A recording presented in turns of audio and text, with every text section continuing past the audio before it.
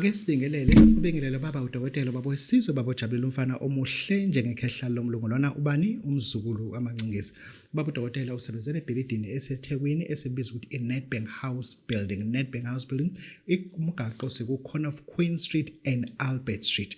Baba udokotela is available 6 days a week. Maybe Sunday we do not work, and on a Saturday sivula ngo7 ekuseni sivale ngo2 p.m. This is Baba udokotela mela kwendabuko. Baba udokotela akasona isangoma, and Baba udokotela is not a Western medical doctor as well. My qualification, it is Form 1. Yeah, this year is Form 1, like Standard 6 we call it, or Grade 8. Yeah, call it Grade 8. Yeah, this is Baba udokotela. This is Baba Jabulela. And then ngizocela ukuthi ke abantu bangichaja ngesingisa bathi singisa Baba udokotela ubizwa udokotela onjani lona uhlola na isingisi. Ngicela kubekezele lokho because of our qualification and deficiency within the academic areas. Ngicela nje nesibekezelele lokho ukuthi inyanga ke izinto ezingafundanga. Yeah, bakithi kunezinto ke esofuna ukuthi ke sizikhulume. 2026 sicela ukuthi sibe naked so that we be dressed up again, because if sizongena sigqokile, what are we wearing? Sigqoke into ebesigqoke ngo2025. It's too hot. It is too hot. We have to undress you so that to be dressed up again. This is Baba udokotela saying that be naked in front of me so that I can dress you up with something that is new. 2026, this is what I want to tell you. Ake sikufundise ukulashwa komuntu ngezinto ezingamukelekile. Asithi kubantu abamaZulu ikakhulukazi thina singamaZulu, we regard these things as haram. Inkalankala is haram thina, asidli inkalankala. But unomuntu ekhaya njengamanje, awu understand, kunomuntu ekhaya njengamanje ohlala ngokuhlugula ngamahlala khona esifubeni uyacinana abuye ngaphefumuleki alandele inebulizer, kodwa nje umuntu nje ohlala ngokugula. I repeat, umuntu ohlushwa ukugula. Lo muntu nginamhlanje ngicela ukuthi before uthathe isinqumo esirong ake simelaphe engakezi kubaba udokotela. Ake ukwenze lokho with my credentials and understanding ukuthi into engikunika yona it stands. Lento engizokufundisa yona, if you can do very well, ungakwazi ukuyenza, because you've been lectured by Baba udokotela, I authorize you to start helping people around in your area. Help people around in your area. Go and buy, I repeat, hamba uyothenga uanyanisi obovu. Go and buy red onion. Thereafter, chop that red onion. You understand? Chop it. Boil water. Take that red onion. Like 4. Take 4. Faka phakathi emanzini. Let it boil. And thereafter, faka a crepe. Try to find yourself a crepe. Inkalankala. Try to find the one that is a little bit big. If you can't find the big one, thatha lezi ke ezincane mhlawumbe zibe u5. Crush them a little bit. Not like crush them. Just crush them. Crush the skull. Crush them a little bit, the crust on top. Crush it. Zifake lapha nazo lenkalankala zibile. Zibile kanye nalento. Lento funa imebila ingadluli ku 15 minutes. 15 minutes is already too much. And thereafter strain it. Believe you me, that patient will never see a doctor again. Lana angifuni simoshelana isikhathi. No, we don't have to. I-medication engikunika yona, i-concoction engikunika yona, it is approved and reserved for you to use it. Thola inkalankala, umula eThekwini, especially abantu abaseThekwini njengoba ngiseThekwini, hamba uye lana fish market. If usemakhaya, let the boys fish out inkalankala for you, and then start to make that with red oil and start helping people around. Kunabantu ngempela abasezibhedlela esazi ukuthi if lo muntu ungamphuzisa half glass every day, uma esekhaya half glass ekuseni, half glass ntambama, half glass ekuseni, trust me with this, that patient will be relieved from all nature of medication that she or he was taking. Lento engikunika yona anginamona nayo. And then we've been doing this around 2012, 2010. We were helping people ngalezinto lezi, and it works. Asiqhubekeni nokulapha abantu akubona bethu, abantu babayindalo kaNkulunkulu. uNkulunkulu usithembile ngeinformation esinayo ukuthi one day we will help those people who will die prematurely because we are reserving information. Abantu mabeza kuthina they must pay us, but kunezinto that literally tells us I'm 7 years to 60 and I don't have to be harboring information that ngizo exhausta nayo emathuneni. and ayizongisiza le nto impethu yodlala ithanda khona regardless ukuthi I was a thinker like this and bekune information engaka but I could not filter to people. Yenza njenaka hamba ke manje ungithathele uanyanisi obovu red onion, go buy yourself what is called okra, go at Spar, Shoprite, Checkers, Pick n Pay and ask them for okra. Go at Fruit and Veg Market and ask them for okra. Get a bunch of okra, get beetroot, red onion, okra and beetroot. Lana sizopheka into ezokwazi ukulapha umuntu izigulo eziningi emzimbeni ezihlobene neHbA1c that is very high. Ngisho ukuthini na? Ngisho ukuthi ke manje HbA1c isiyabadida ke nabo odokotela yithi mhlawumbe kwezonto makhosi yini HbA1c awuyazi kodwa kwenzeka iphutha comrade Manto Mayor Solred nbi wenza iphutha ukubiza labantu ngodokotela. Uyayibona ke imistake oyenzayo. I concoct a natural medicine that will help people with high level of HbA1c. They are calling me eceni bathi baba dokotela makhosi yini HbA1c ngithi lahla amathambo phansi azokutshela chitha amathambo azokutshela ngeke nginifundise yonke into. Siqale phansi umuntu onempawu zashukela ophezulu kakhulu ongavumi nje ukulapheka inhlobo lo muntu loyo uyadinga ukuthi umtholele okra, ubeetroot, uanyanisi obovu. Chopha lezo zinto. Uanyanisi obovu make sure ukuthi u4 awusali ungabi ngaphansi kwa4. Iokra ayube ibunch ezandla ezo2 uyiqobe yonke lapho phakathi. Ubeetroot akube at least ubeetroot o4 because ngifuna iconcentration very high.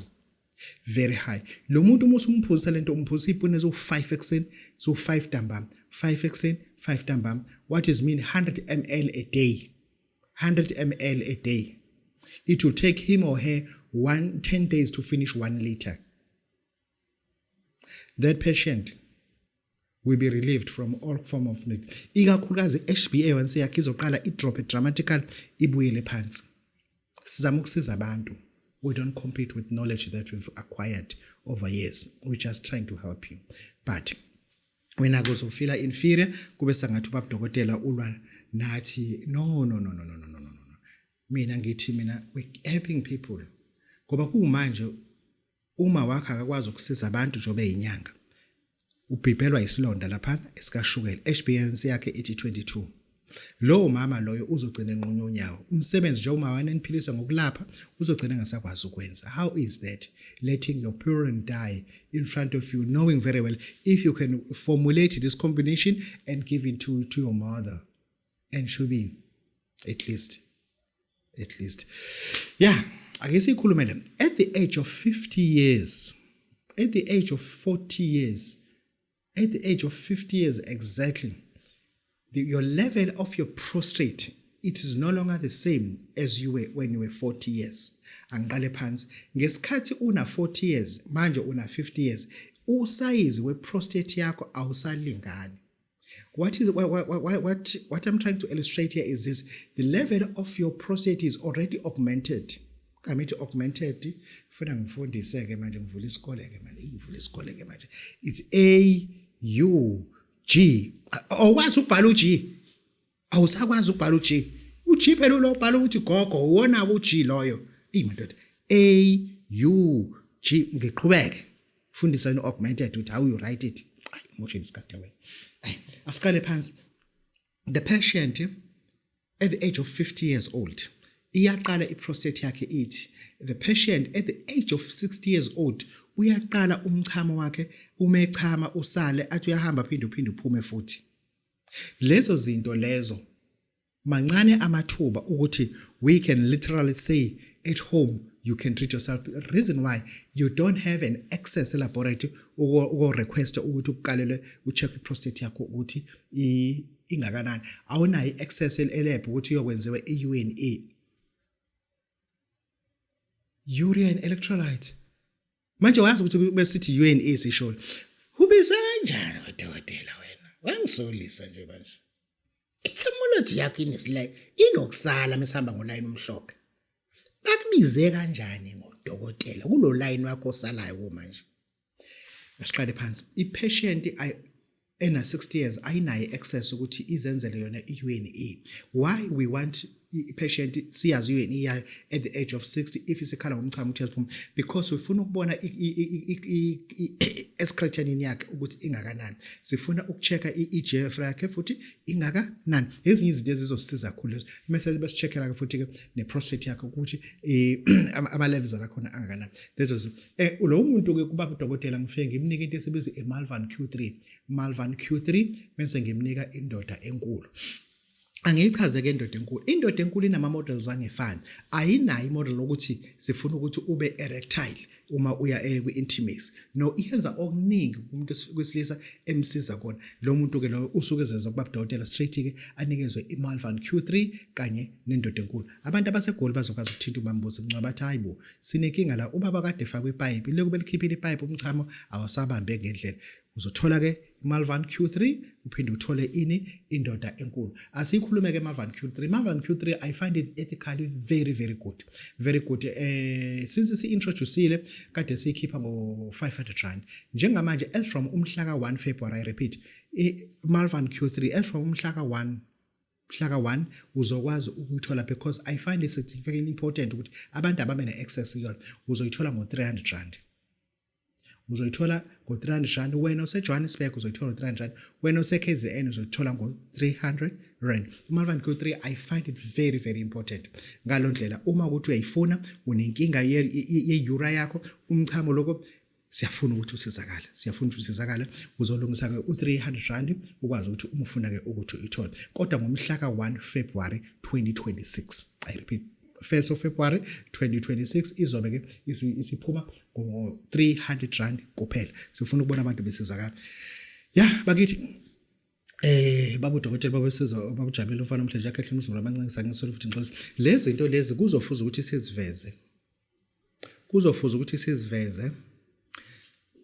Ngoba enye into ebinyangeni bethu sibe nolwazi olukhiwe phezulu kakhulu but sangafuna ukungena root kakhulu phansi sakha phezulu saba rich sathenga ama-porch sahlala emafletini sakha nabafazi abawu4 bandawo abawu2 abandawonye laba abanye akubona abandawonye umoya seswazini.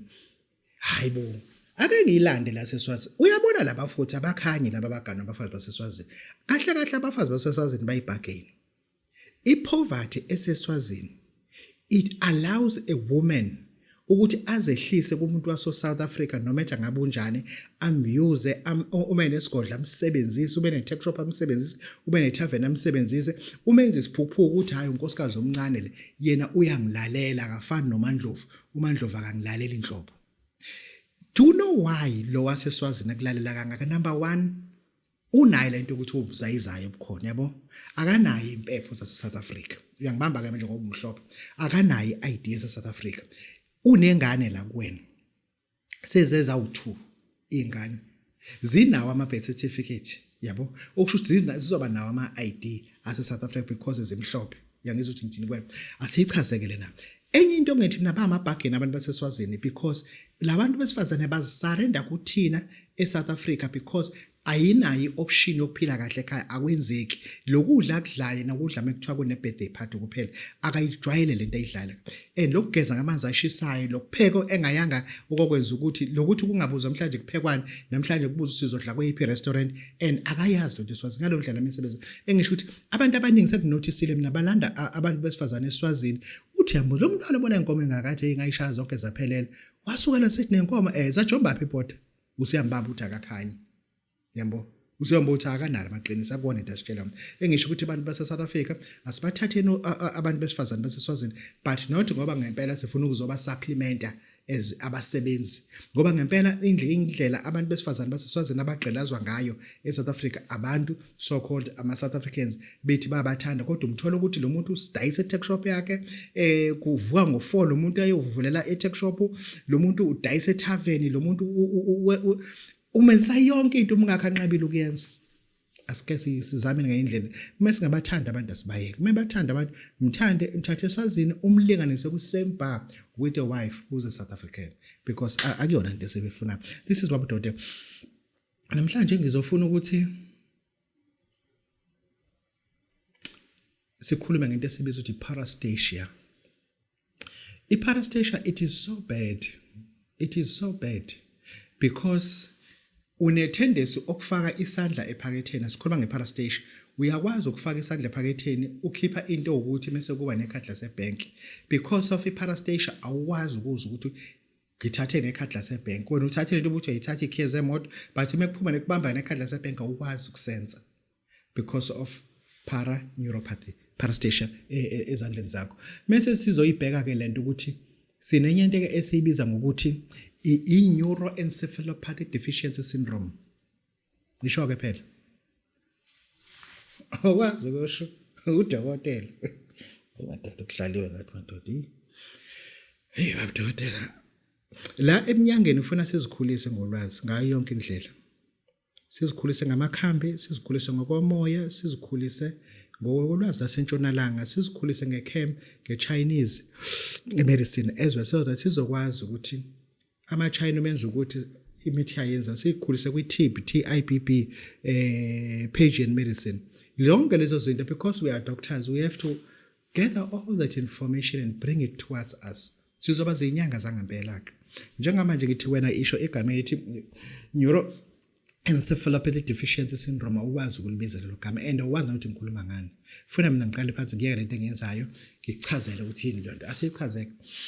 Neuro mthambo from head, encephalopathic deficiency syndrome. Yilana usuthi uma uqhuzuka kutshelwa abantu ukuthi ngathi ulimele lana sekuphuma igazi awuzo. Yilana uhudula uphaqo usubheka eceleni awuzo. Inyawo zakho zisuke like more like disconnected with you because of neuro deficiency syndrome. Ngalo ndlela lapho bantu labo siyakwazi ukuthi sibalaphe. Kuyahlukana ke neuroperipheral deficiency syndrome, siyakwazi ukuthi ulaphe lo muntu usuke ezolapheka ke. Engisho ukuthi lokho kuyadinga ukuthi ke umuntu isolate from ukuthi azilaphe ekhaya. You cannot be treating yourself from that. Lapho ke uma ufika kubaba udokotela, it's whereby ngizoqala ngiunderstand as ubaba udokotela ukuthi okay, iPCV yakho lana iphansi, okay, hematocrit iphansi, all right. If hematocrit yakho iphansi, what else may be low? MCH and MCV means cell hemoglobin and means volume yakho it also low. All right. Yangitshela ke lento if uthi lo muntu la yini uyawuzwa kodwa umhlophe kanjani la yini ke iyantela ke manje tela ugrey. All right, siqala phansi. Uma ukuthi ufika kumina nalezo zinto izandla ziyabahanda nenyawo zindikindiki. Number 1 sengiyazi okay fine. Into eyenzeka kulo muntu lo means hemoglobin yakhe iphansi, means volume yakhe iphansi. What it means, ama hematocrit yakhe it's also very low. If it is this low, obvious ESR yakhe it's 120. There's a lot to look at. Ake ngehle ngobheka kuma platelets. Ama platelets alo muntu, they may be 92, they may be 100, they may be 60. Hey wena uzakujwayela kabe ezokenza isinayi wena. Isho ukuthini lento la yini? Isho ukuthini la yini? Uyazi umuntu osengabamba lo grey ngudonsa manje. Email nurse emhlophe nayo. Email nurse kathi yabona ke babudokotela kuyaqethuka ke la. Umuntu onama platelets aphansi usho ukuthi lo muntu une circling of the red cells. Kusho ukuthi circling of the red cells babudokotela kusho ukuthi lo muntu lona ama cells akhe ayableed. Sekubamba abanike ugrey lo osewadini. Email nurse sizoyidonsa lo file isithi babudokotela usuthinte ethina ka ma-mail nurse sesiyalanda ke manje sesiyalanda ke manje yila email nurse sizongitshela ukuthi hayi babudokotela njengoba platelet akhe uthi lo muntu ako 67 ngokwethu thina esikhanya esimhlophe emawadini lo muntu usuke ene internal bleeding kuma red cells blood kuma red blood cells kodwa uma ama platelets 82500 sekubamba ke umaqhuzu email nurse uthi okhanyayo uyazi ukuthi hayi babudokotela lo muntu lo ungabe mhlawumbe umkampani wakho uyagubheka. Ziningi into ezingabanga ukuthi umkanje ugubheke njengabantu enibalapha babudokotela ninokubanikile abatheka elingakabi matured ukuthi ngabe selisetshenziswa embizeni lezi nezikhipha. Iyona ke into ezi ukuthi umkanje udle. Bese ngibamba ngokumhlophe ngithi kulo nyaka wesithupha ubamba ziphi ke ndoda umhlophe mengibamba ngokuthi mina uline wakhe ama platelet akhe awu 70 u8 ngitsheleke mail nurse njengoba unamaqhuzu agcwele usizongitshela hayi babudokotela ziningi into ezingabangela ukuthi ama-platelets akhe because into yokuqala la phezulu sibamba ukuthi i-ESR yakhe u120 if u120 isitshela ukuthi mean cell hemoglobin yakhe MCV and MCV hematocrit it's all going down RTW yakhe it's all going high. Why high? Because kunohlobo othile drug akulona. Okay fine lo muntu ukushuthi ke inazi sese ezake manje ezake ususeleke wena awusazi ukuthi sithini awusazi lana sengidonsa ngoline omhlophe wama mail nese wadini isiyangitshela ukuthi hayi babudokotela usuthinte ethina ke sesizokutshela ibona abantu abakwazi ukutshela uma uze kumina kubabudokotela nalo medical condition this is what you get Malvan Q3 what you get Malvan Q3 in Malvan Q3 it has allicin it has quercetin it allows me ukuthi ngikwenze lokho you understand it has allium sativa it has zingipa officinal waphindwa sala futhi lapho ke sisuke silapha umuntu onalo ndikindiki bezandla ndikindiki zeinyawo sengizokwazi ukuthi ngimlaphe ngani na ngeMalvan Q3 sengizwa ukuthi kuthini this is but ngiyanithanda ngoba niyayilandela lento niyafuna futhi ukuyazi nengane zenu if they keep on following us bazokwazi ukuthi ayijwa sizinyanga nje ake kube irresponsibility yethu ukuthi asilikhulise ulwazi lethu loka natural medicine olaka African traditional medicine sikwazi ukuthi silikhulise nangempela sizoba nezinyanga ezi-vibrant ezi-better than babu dokotela ekhanya ezimhlophe yakuyizwa ngithini bakithi angiphumeke lapha ngibuyele esigodlweni ngakhe umsebenzi la omuhle kakhulu esibiza ukuthi quadrize group ngakhe izigubhu ezihlukene kawu4 why ngihlukanise kawu4 abantu bavamise ukuyenyangeni wafika khephe u2000 ngenza example khephe 2000 athenga isigubhu ahambe naso athenga isigubhu literal thenga like buying ubaba dokotela wakhe isigubhu asikhiphela umuntu ono 50000 rand esithi uthwalitshe angiyichaze lento le uphuma naleli bhodlela leli bhodlela leli ngizoyichaza indaba leli bhodlela very important leli bhodlela leli this is very very important ukuthi umuntu okathwalitshe akabe nalo leli bhodlela leli ngoba abantu bamayeme bayaliphatha le bhodlela abantu bathwalitshe bayaliphatha le bhodlela le bhodlela ngilinika umuntu omhlophe okhanya ngokwemali leso sigubhu ngisikhipha ngo50000 rand bese ngizokhipha isigubhu esingesenalo ke le bhodlela lika mathanda imali umuntu lana othi babudokotela mina ngizama all out I'm in forex I'm doing this but ngizama all out ngidinga isigubhu esingilekelele nginesigubhu esithi umathanda imali ngisikhipha sona ngo30000 rand bese kuzoba khona umuntu othi babudokotela angazi lapho kuwena ukuthi njobuye imalawe nje awunayo into yokudonsa umsebenzi uyanhlinhla la ngimtsheleke lo muntu ngithi kuphi iqala athi hayi ngise Carolina ngithi mina kuphi eCarolina manje yosongididisa mina athi hayi la eMpumalanga ngithi hayibu okay ufunani kehle message hayi babudokotela ngeke ngaya eMiddelburg kwenye inyanga engangizwe ngayo la ku social media hayi ishaya eceleni and sengibuya nasesikhemelele ngifike ngashaya ama-chocks lapha imoto yami efika shaya ama-shots ngangazi le ndawo inama-potho inama-humps angaka ngangidrive ebusuku nakhona ngathola inyanga lapha yangizama kodwa yakwenzeka mina-ke umuntu onjalo ngimnika isigubhu ku28000 rand sithi siwumndawo leso sigubhu sisebenza ngendlela yomndawo leso sigubhu usiphahlela ngokomndawo siba nokhamba laso leso sigubhu sukuzolula ukuliphahla nje kodwa ukukhamba lamandawo engizobe ngikunika sona esokudonsa umuntu othi ufuna into yokudonsa su20000 bese kuzoba khona umuntu osaguqa eziko kodwa oyifunayo impilo oyibonayo into uthi njengamanje kukhona kuzamayo bengithi ngiyambuza ukuphi athi usewusister ngithi wenzane usister athi babudokotela ngiyasebenzela kodwa manje ngifuna ukubuyela ekhaya eQunu ngithi mina okay kulungile yini uyifuna athi ngifuna ungakhele isigubhu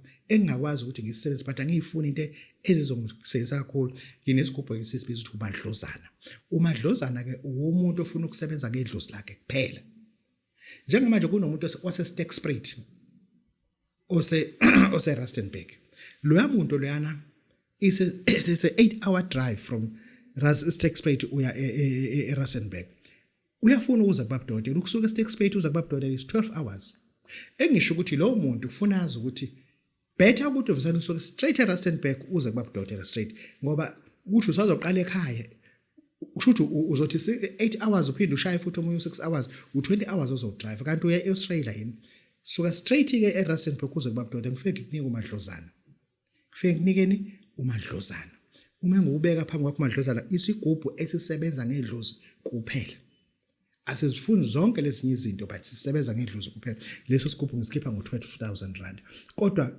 lalela awuzokwazi ukwenza ezinye izinto kuMadlozana uMadlozana uqondene nedlozi lakho ukuthi likwenzele lezi zinto lezi elingakwazi ukwenzeka zona ngoba laphazanyiswa. Siphinde ke singene kuMayeme. uMayeme nanti ibhodlela laMayeme le bhodlela laMayeme angifuni ukuthi wenzeke inyoni. Uma ufike kubaba dokotela nomngane wakho wena uzothatha isigubhu uthwala itshe. Umngane wakho njengoba ezothatha uMayeme uphethe 5,700 nasi ibhodlela azolinikwa. Angifuni mase seningane senibona hawu nami unginike le bhodlela kanti usezinyoni lo mthaka yabo. La nathi le bhodlela leli elikaMayeme lisebenza into yemali kuphela. Unikwa leli bhodlela likaMayeme. Kodwa ke mesikhuluma ngoMayeme nansi into kaMayeme. Ngizokunika lo muthi. Lo muthi awumixiwe ngendlela kahle. Lo muthi ke ufuna uma ufike ekhaya ubulala inkukhu emhlophe. Ukhiphe inyongo noma ngabe iqhude noma bisikho ukhiphe inyongo utshele uthi Mayeme Mayeme Mayeme ngiyakuguqula namhlanje ngicela ukuthi ungasasebenzeli uZuma ake silungiselele yekani lento ukuthi meniphahla ngibiza ngoba udokotela ayizonisiza yithi utshele ngicela ukuthi ungasasebenzeli uZuma ususebenzela mina ngoba ngale kwentaba ngibizwa ngoZuma ngapha ningibiza ngobaba udokotela kodwa ngale omakhwezikhwezi bangibamba ngoZuma. Uma watshela ke lamadoda okuqala ukuthi anisasebenzela uZuma senisebenzela mina into engiyifunayo kade nenza kaZuma anizoyenza la ekhaya ngifuna ukuthi ufaka inyongo la uyayixova lento mase ke wenza lento engikufundisa yona ke uMayeme ke lo wona ke ukhishwa la umuntu sekuthi unawo 5,700 rand siyamnika kuMayeme uzongithinta ke ku number lezi ezivala lapho kade abantu bengithinta ku WhatsApp abangitholi inamba WhatsApp ngicela nisebenzelena ethi 063 yazi ngabe uyayibhala kodwa ubukana nami hayi babheri